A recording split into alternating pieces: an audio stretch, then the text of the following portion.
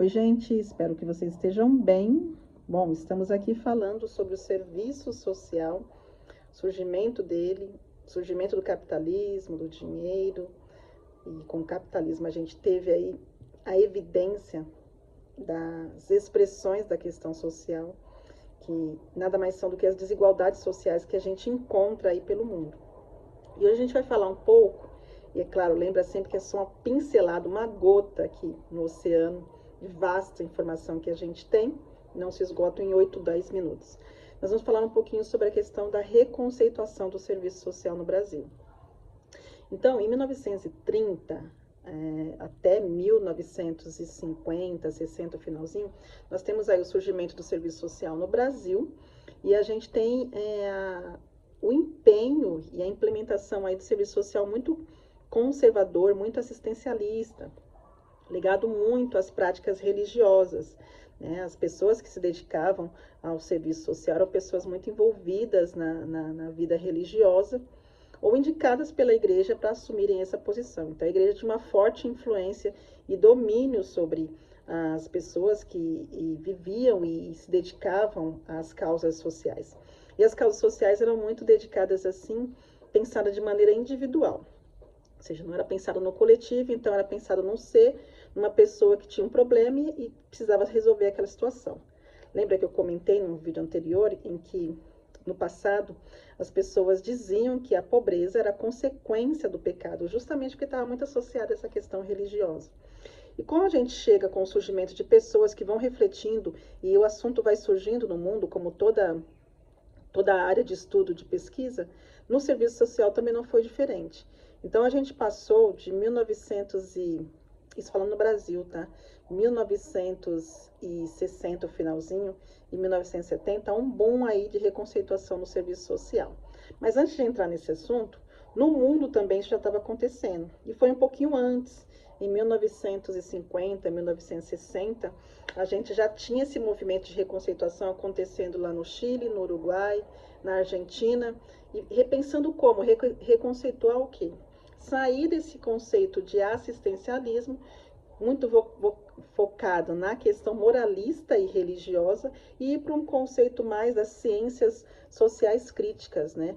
O serviço social ele não é reconhecido como uma ciência, né? Mas ele é sim reconhecido como uma profissão regulamentada e dentro do campo de conhecimento que se fundamenta aí nas questões das ciências sociais. Então, a partir desse momento, desse repensar, dessas construções, as influências que passaram a fortalecer para a reconceituação do serviço social foram as ciências sociais, os impactos aí da libertação nacional e das lutas sociais latino-americanas, a crítica ao subdesenvolvimento e a dependência econômica dos países latino-americanos, isso falando em mundo. E aí as propostas, pensando em mundo, era de uma substituição do foco individual para os problemas sociais, ou seja, vamos analisar a sociedade, não apenas aquele indivíduo, não apenas aquele ser, trazer também um compromisso com a transformação social e com a justiça social, a valorização do trabalho coletivo, da consciência de classe e da organização popular. No Brasil, como estamos falando, a gente chega aí no finalzinho de 1960 e início de 70, durante a era aí, regime militar, ainda era Vargas, e a gente ganha força com o surgimento dessas novas correntes, desses novos pensadores dentro da profissão, especialmente nas universidades e centros de pesquisa.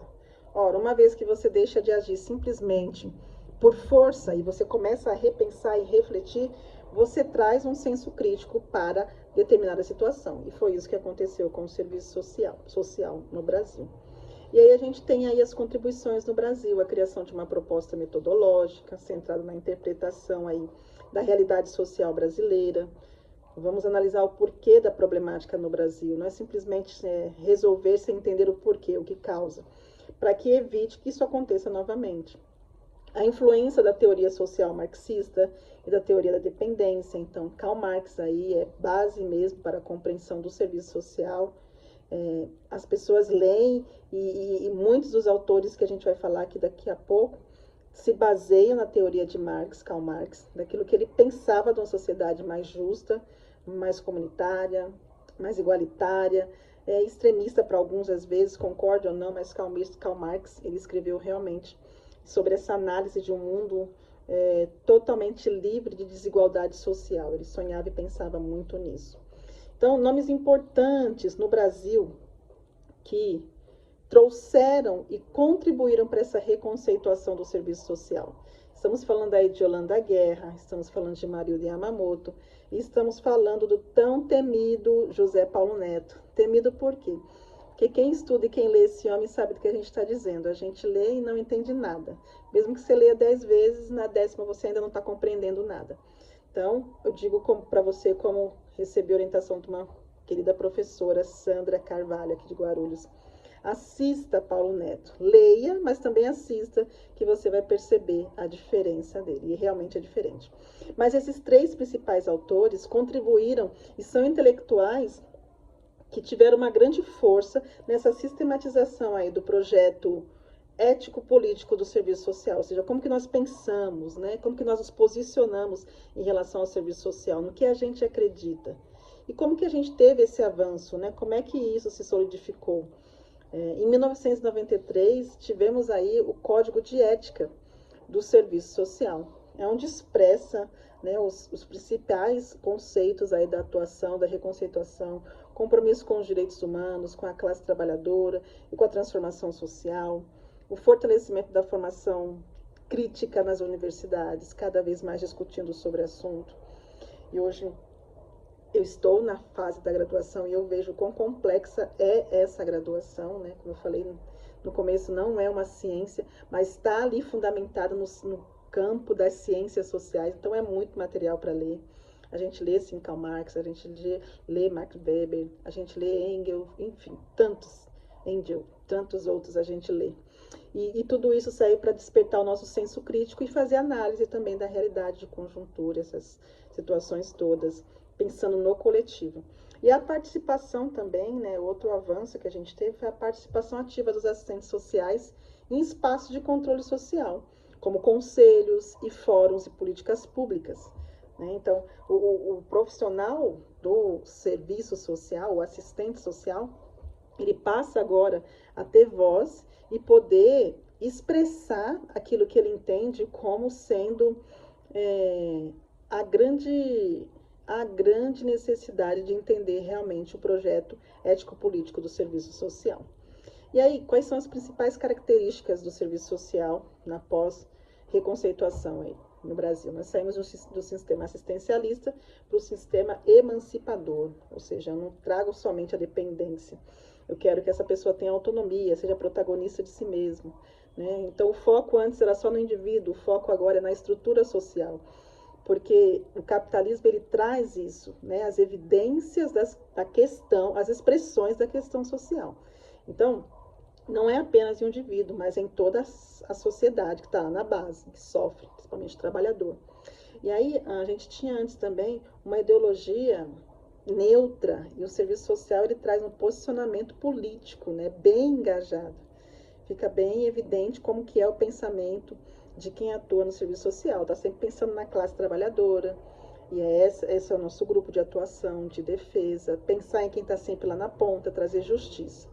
Sai de um conceito moralista, religioso, e vai para um conceito científico e laico. Isso é muito importante, porque se torna um momento de reflexão e não está apegada a nenhuma religião. É muito importante a gente defender isso, porque o serviço social começou assim com o movimento religioso, forte na Igreja Católica, mas isso não pode ser apropriado somente à Igreja Católica, aos protestantes, umbandista, espírita, que seja. Ele é laico, o serviço social é laico, então nós temos que respeitar a todos e a todas, jamais impor nada, fazer nada à base de troca, jamais isso não pode acontecer. Então, é importante deixar isso bem pontual e bem específico aqui nesse vídeo. A prática antes era pontual e imediata. Eu não pensava, então tem a fome, vamos lá suprir, dá uma cesta básica, acabou. É importante? É, porque a fome tem pressa. Mas a gente tem que entender por que a fome está acontecendo, qual é a desigualdade, de onde vem, que a gente pode resolver. E aí a gente sai dessa situação e a gente vai para uma prática planejada e coletiva. Ou seja, são construções de políticas públicas, né, gente, que a gente vai falar também em outros momentos.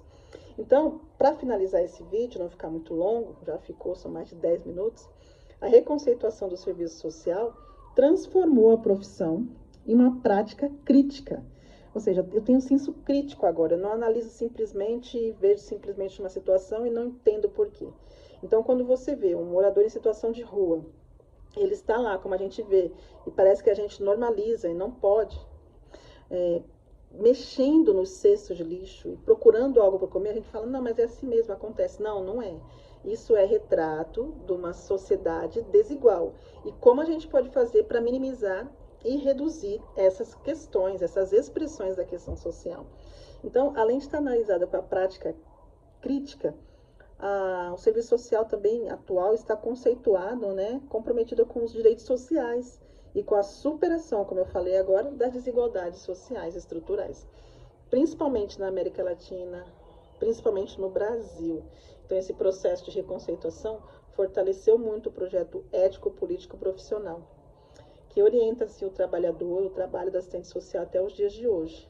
Então, é muito importante que todo profissional da área do serviço social, o assistente social, ele tenha um posicionamento muito bem evidente e forte sobre a sua postura ético-político-profissional, ou seja, como você pensa. É por isso que a gente fala muito, né? Existem os profissionais que são bem conservadores e existem aqueles que são já após a reconceituação, que são os profissionais que atuam com ético político profissional, que é justamente o que o Código de Ética também do assistente social, ele menciona e diz. Então é isso, gente. Até o próximo vídeo. Espero que vocês tenham gostado e aprendido. E a gente se vê mais em breve. Tchau, tchau.